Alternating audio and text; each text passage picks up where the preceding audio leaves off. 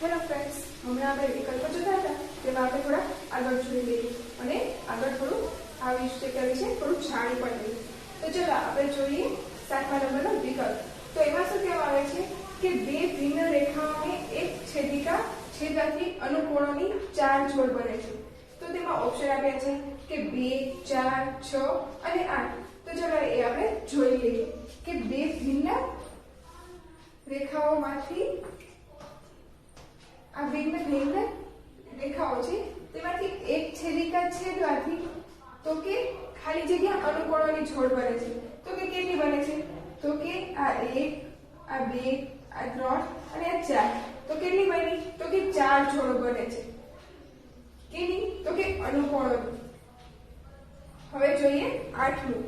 તો તેમાં શું કીધું છે કે બે ભિન્ન રેખાઓ અને એક છેદિકા છેદવાથી છેદિકાની એક બાજુના બે અંતકોણો ખાલી જગ્યા અંતકોણો બને છે. તો કે બે ભિન્ન રેખાઓને એક છેદિકા છેદવાથી છેદિકાની એક જ બાજુના અંતકોણો ખાલી જગ્યા બને છે. એટલે કે આ બે રેખાઓ છે બરાબર, એમાં એક છેદિકા છેદવાથી એક બાજુમાં એટલે એક બાજુ નહીં, એક બાજુમાં કેટલા અંતકોણો બન્યા? તો કે 1 અને 2. તો શું જવાબ આવશે કે B, એટલે કે બે અંતકોણો બને છે. હવે આમાં આપણે જોઈએ આગળ ખરા છે કે ખોટા તે. તો ફ્રેન્ડ્સ, હવે જોઈએ આપણે ખરા ખોટા. તો આપણું છે પહેલું. તો શું છે કે એક જ સમતલમાં આવેલી બે રેખાઓ છેદે નહીં તો તેને સમાંતર રેખાઓ કહેવાય. એટલે કે આ એક સમતલ છે તેમાં બે રેખાઓ આપી છે, તે પરસ્પર છેદતી ન હોય તો આ રેખાને શું કહેવાય? તો કે સમાંતર રેખાઓ. તો આ વિધાન શું છે? તો કે સાચું. સમાંતર રેખાઓ કેમ કહેવાય છે? કે આ બે રેખાઓ છે એ પરસ્પર છેદતી નથી. તો હવે જોઈએ આપણે બીજું. તો કે બે સમાંતર રેખાઓ વચ્ચેનું લંબ અંતર બધે સરખું હોય છે. એટલે કે આ બે રેખાઓ છે એનું આ વચ્ચેનું અંતર છે, આ અંતર આપણે છે એ બધી જગ્યાએ સરખું જ હોય છે. તો એ વિધાન પણ સાચું જ છે. કેવી રીતના? કે આ બે રેખાઓ છે વચ્ચેનું અંતર હંમેશા બધી જગ્યાએ સરખું જ હોય છે. હવે જોઈ લઈએ આપણે ત્રીજું. તો તેમાં શું કીધું છે કે કોઈ એક રેખાથી 4 સેમી લંબ અંતરે ફક્ત એક જ સમાંતર રેખા હોય તો એ વિધાન ખોટું છે. કોઈ પણ રેખા હોય એની 4 સેમી અથવા ગમે તેટલા સેમી ગમે તેટલી રેખાઓ હોઈ શકે. એટલે કે આ વિધાન ખોટું છે. હવે જોઈએ આપણે ચોથું. તો તેમાં શું કીધું છે ફ્રેન્ડ્સ કે રેખાના બહારના બિંદુ P માંથી પસાર થતી રેખાને સમાંતર એક જ રેખા હોય છે. હવે આ રેખા છે, આ એક રેખા દોરી છે, તેના બહારનો બિંદુ આ P છે, તેમાંથી પસાર થતી રેખા સમાંતર એક જ હોય છે. તેમાંથી રેખા પસાર થાય તો આ સમાંતર રેખા જ પસાર થાય. એટલે કે આ વિધાન પણ સાચું છે. કેવી રીતના? કે રેખાના બહારના બિંદુમાંથી રેખા જાય તો તે સમાંતર એક જ હોય છે. હવે જોઈએ આપણે ફ્રેન્ડ્સ પાંચમું. તો તેમાં શું કીધું છે કે 150 ના માપના ખૂણાને સરળ કોણ કહેવાય છે. તો આ વિધાન તો ખોટું છે. કેમ કે 150 ના માપના ખૂણાને શું કહેવાય? તો કે ગુરુકોણ. કેમ કે આ 90 અંશથી મોટો છે. કેટલા માટે? તો કે આ 150 રહ્યા એ 90 અંશથી મોટો છે એટલે કે એને શું કહેવાય? ગુરુકોણ કહેવાય. પણ આમાં તો શું કીધું છે કે તે 150 અંશના માપને શું કહેવાય છે? સરળ કોણ. તો આ વિધાન ખોટું છે, એટલે કે ખોટું છે. હવે જોઈએ આપણે છઠ્ઠું. તો તેમાં શું કીધું છે ફ્રેન્ડ્સ કે 10 અંશના માપના ખૂણાના કોટિકોણનું માપ 80 અંશ થાય. તો આ વિધાન સાચું છે. કેવી રીતના? તો કે કોટિકોણ છે આપણો, એનું માપ શું હોય? તો કે 90 અંશ. અને આપણને કીધું છે 10 અંશના ખૂણાનું. તો આ 10 અંશનો છે તેના કોટિકોણનું માપ શું થાય? તો આ કે 10 અંશ છે તો આ આખો રહ્યો એ 90 અંશનો છે. એમાંથી 10 અંશ બાદ થઈ જાય તો આ શું બને? 80. તો આ વિધાન સાચું છે. તો હવે જોઈએ આપણે સાતમું. તો તેમાં શું કીધું છે ફ્રેન્ડ્સ કે બે ગુરુકોણ પરસ્પર કોટિકોણ હોઈ શકે. એટલે કે બે ગુરુકોણ રહ્યા એ પરસ્પર કોટિકોણ હોઈ શકે. તો આ વિધાન ખોટું છે. ગુરુકોણ રહ્યા એ પરસ્પર કોઈ કોટિકોણ હોઈ શકે નહીં. હવે જોઈએ આઠમું. તો તેમાં શું કીધું છે કે બે લઘુકોણ પરસ્પર કોટિકોણ હોઈ શકે. તો એ વિધાન સાચું છે. બે લઘુકોણ એટલે કે 90 અંશથી નાના ખૂણા એ હંમેશા પરસ્પર કોટિકોણ હોઈ શકે. પછી છે આપણી પાસે 9. તો એમાં કીધું છે ફ્રેન્ડ્સ કે બે ગુરુકોણ પરસ્પર પૂરક કોણ હોઈ શકે. એટલે કે બે ગુરુકોણો મળ્યા એ હંમેશા પરસ્પર પૂરક કોણ હોઈ શકે. તો એ વિધાન ખોટું છે. હવે જોઈએ આપણે 10. તો એમાં કીધું છે કે બે લઘુકોણ પરસ્પર પૂરક કોણ હોઈ શકે. તો એ પણ વિધાન ખોટું છે. તો હવે જોઈએ આપણે 10, 11. તો એમાં શું કીધું છે કે બે આંશાંશ કોણ કોટિકોણ હોઈ શકે. તો એ વિધાન સાચું છે કેમ કે બે આંશાંશ કોણ રહ્યા એટલે કે બે નેવંશથી નાના ખૂણા રહ્યા એ કોટિકોણ હોઈ શકે એટલે કે નેવંશ થઈ શકે. પછી છે 12. એટલે કે બે આંશાંશ કોણ પૂરક કોણ હોઈ શકે. તો એ વિધાન પણ સાચું છે. પછી છે 13. તો તેમાં શું કીધું છે ફ્રેન્ડ્સ કે બે લઘુકોણ રેખિક જોડના ખૂણા રચી શકે. એટલે કે લઘુકોણ એટલે કે બે નેવંશથી નાના ખૂણા રહ્યા એ રેખિક જોડનો ખૂણો રચી શકે. તો એ વિધાન ખોટું છે. જ્યારે હવે જોઈએ 14. તો તેમાં શું કીધું છે કે બે ગુરુકોણ રેખિક જોડના ખૂણા રચી શકે. એટલે કે બે ગુરુકોણ રહ્યા એ રેખિક જોડના ખૂણા રચી શકે. તો એ વિધાન પણ ખોટું છે. તો હવે જોઈએ આપણે આમાં આગળ. તો હવે આમાં આગળ શું છે તો કે નીચેના કોષ્ટકમાં યોગ્ય જવાબ લખો. હવે આમાં આપણે યોગ્ય જવાબ લખો એમ કહેવામાં આવ્યું છે. તો આપણને શું કીધું છે કે ક્રમ આપ્યા છે, ખૂણાનું માપ આપ્યું છે, તેના કોટિકોણનું માપ આપ્યું છે, તેના પૂરક કોણનું માપ આપ્યું છે, તેના રેખિક જોડના ખૂણાનું માપ અને તેના અભિકોણનું માપ. આ બધું આપણે શોધવાનું છે. તો આપણે ક્રમ આપ્યો છે 1, 2, 3, 4 અને 5 આપ્યા છે અને ખૂણાનું માપ આપ્યું છે. તો કે ખૂણાનું માપ કેટલું આપ્યું છે કે 32 અંશ, 54 અંશ, 85 અંશ, 118 અંશ અને 162 અંશ. તો હવે કોટિકોણનું માપ. હવે કોટિકોણનું માપ કઈ કીધું છે તો હવે કોટિકોણ એટલે કે નેવંશ. એટલે કે આપણે કરવાનું નેવંશ રાખીએ. તો ફ્રેન્ડ્સ પહેલા આપણે બધા કોટિકોણનું ગોતી લઈએ. તો કોટિકોણ ગોતવા માટે કોટિકોણ એટલે કે નેવંશનું માપ.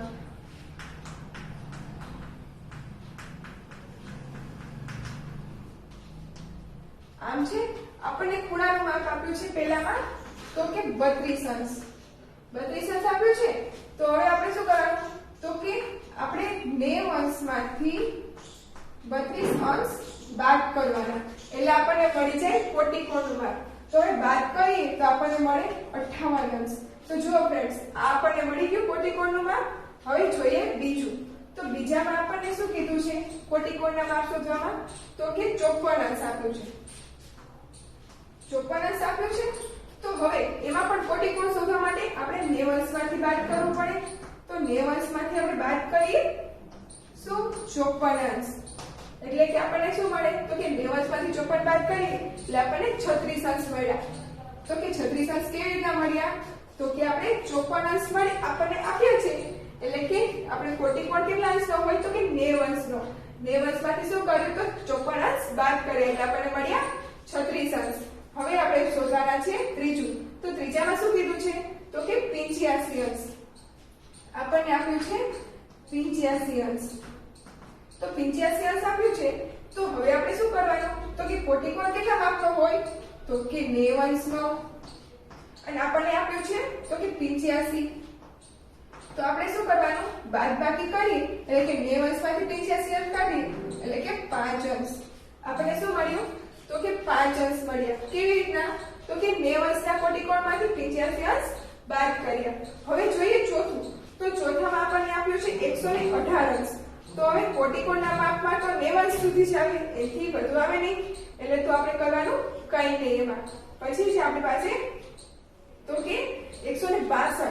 તો 162 છે તો એ પણ 90 અંશથી મોટું કહેવાય. એટલે એ પણ કોટિકોણના માપમાં આવે નહીં. હવે જોઈએ આપણે તો કે પૂરક કોણનું માપ. હવે પૂરક કોણના માપ એટલે કે 180 અંશ જોવાનું. તો કે 80 અંશ પૂરક કોણ અને રેખિક જોડ બે પણ આપણે હોય 180 અંશ છે. તો હવે જોઈએ પૂરક કોણ.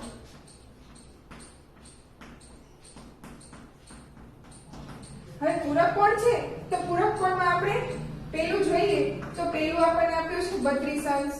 પૂરક કોણ હંમેશા 180 અંશનો હોય. પૂરક કોણ અને રેખિક કોણ પણ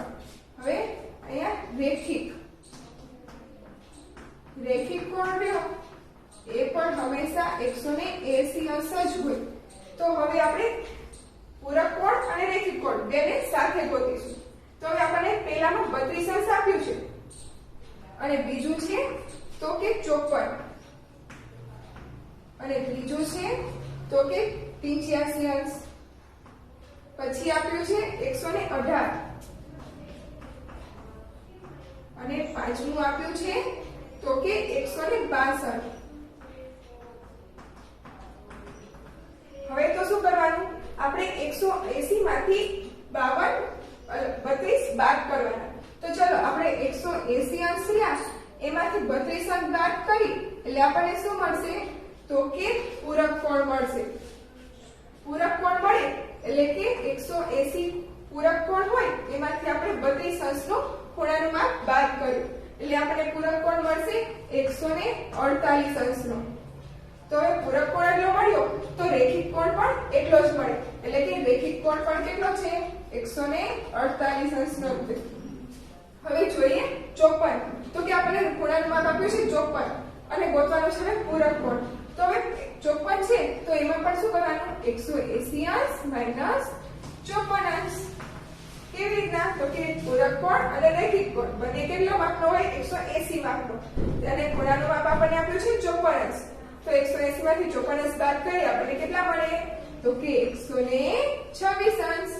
જ્યારે પૂરક કોણ અને રેખિક કોણ બંને બરાબર હોય એટલે કે રેખિક કોણ પણ આપણને મળશે 126 અંશનો. તો હવે આપણે જોઈએ ત્રીજું. તો ત્રીજામાં આપણને કેટલા આપશે તો કે 85 અંશ. તો આપણે શું શોધવાનું પૂરક કોણ અને રેખિક કોણ તો બંનેનું માપ કેટલું હોય તો કે 180 અંશ. તો શું કરીશું તો કે 180 અંશમાંથી 85 અંશ બાદ કરીશું. તો શું મળશે આપણને 180 માંથી 85 બાદ કરી એટલે આપણને મળશે 95 અંશ. હવે 95 અંશ મળ્યા તો પૂરક કોણ અને રેખિક કોણ હંમેશા કેટલા હોય સરખા જ છે એટલે કે આપણને રેખિક કોણ પણ મળશે 95 અંશનો. હવે જોઈએ ચોથું. તો ચોથામાં શું કીધું છે 118 અંશ અને પૂરક કોણ આપણો કેટલો હોય 180 અંશનો. તો હવે એમાં આવશે પૂરક કોણ અને રેખિક કોણ બંને આપણને મળશે. તો હવે આપણે શું કરવાનું તો કે 180 અંશનો શું છે તો કે પૂરક કોણ અને રેખિક કોણ બંને માંથી શું કરવાનું તો કે આપણે ખૂણાનું માપ આપ્યું છે 118 એ શું કરશું બાદ કરશું તો આપણને શું મળશે તો કે 62 અંશ. આ શું મળ્યું આપણને પૂરક કોણ અને રેખિક કોણ પણ તેના જેટલો જ હોય છે એટલે કે આપણને રેખિક કોણ પણ કેટલો મળ્યો તો કે 62 અંશ. જો ફ્રેન્ડ્સ બધાને સમજાય છે ને? આ પછી હું પૂછું ત્યારે બધાને આવડતું હોવું જોઈએ. ચલો હવે છેલ્લું પાંચમું જોઈ લઈએ. શું આપ્યું છે 162 અંશ. તો 162 અંશ આપ્યું છે તો શું કરવાનું ચલો ફ્રેન્ડ્સ 180 અંશ મૂકવાના. પછી શું કરવાનું તો કે 162 અંશ બાદ કરવાના. કેમ તો કે 180 અંશનો પૂરક કોણ અને રેખિક કોણ છે અને આપણે ખૂણાનું માપ આપ્યું છે 62 અંશ. તો હવે કેટલા આવશે તો કે 18 અંશ. હવે પૂરક કોણ અને રેખિક કોણ બંને સરખા હોય એટલે કે આપણને રેખિક કોણ કેટલો મળશે 18 અંશ જ છે. તો હવે આપણને મળી ગયા. તો જો આપણને 32 અંશનું કેટલા મળ્યા રેખિક કોણ અને પૂરક કોણ તો કે 148 અંશ. જો ફ્રેન્ડ્સ આવી ગયા ને? હવે જોઈએ 45 અંશનું. તો 45 અંશમાં કેટલા મળ્યા 126. જો ફ્રેન્ડ્સ આવી ગયા ને? હવે એવી જ રીતના 85 અંશમાં તો 95 અંશ. જો ફ્રેન્ડ્સ આવી ગયા. પછી છે 62 અને 18 અંશ. જો ફ્રેન્ડ્સ 62 અંશ અને 18 અંશ બધા મળી ગયા. હવે જોઈએ કે અભિકોણનું માપ. હવે અભિકોણનું માપ. હવે અભિકોણ એટલે કે જે ખૂણાનું માપ આપ્યું છે તે જ અભિકોણનું માપ થાય. એટલે કે હવે ખૂણાનું માપ આપણે 32 અંશ આપ્યું છે તો અભિકોણનું માપ એ જ થાય. એટલે કે 32 અંશ ખૂણાનું માપ તો અભિકોણનું માપ પણ 32 અંશ થાય. જ્યારે હવે 54 અંશ ખૂણાનું માપ આપ્યું તો તેમાં પણ અભિકોણનું માપ 54 અંશ જ થાય. અહીંયા આપણે 85 અંશ ખૂણાનું માપ આપ્યું છે તો અભિકોણનું માપ પણ 85 અંશ જ થાય. અહીંયા 118 અંશ ખૂણાનું માપ આપ્યું છે તો અભિકોણનું માપ પણ 118 જ થાય. અને 162 અંશ ખૂણાનું માપ હોય ત્યારે અભિકોણનું માપ પણ 162 જ આવે. જો ફ્રેન્ડ્સ મજા આવી ને બધાને અને આવડી પણ ગયું ને? તો હવે આવા જ અલગ અને જુદા દાખલા સાથે આપણે ફરી મળીએ.